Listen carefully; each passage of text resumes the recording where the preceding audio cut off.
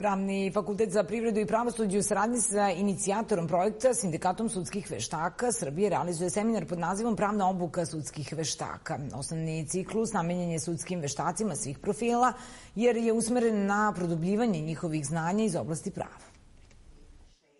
U svrhu unapređenja rada sudskih veštaka u Republici Srbiji, kao i njihove kontinuirane edukacije na nov način i u skladu sa preporukama Evropske unije, Sindikat sudskih veštaka Srbije i Pravni fakultet za privredu i pravosuđe formirali su obrazovne trening centre. Cilj ovog seminara Pravna obuka sudskih veštaka je da se sudskim veštacima pruže što više i što kompleksnija znanja iz pravne procedure, iz postupka veštačenja propisanih Zakonikom o krivičnom postupku, Zakonom o parničnom postupku, Zakonom o veštačenjima, Zakonom o vanparničnom postupku i drugim propisima.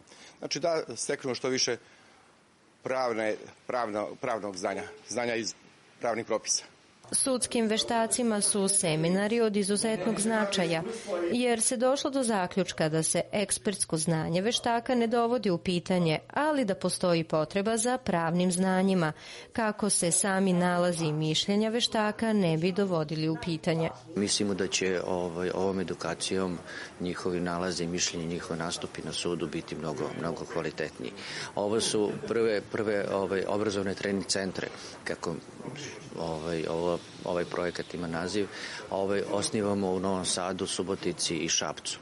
A nakon osnivanja ovih obrazovnih trening centara gledat ćemo da to uradimo na teritoriji čitave Republike Srbije.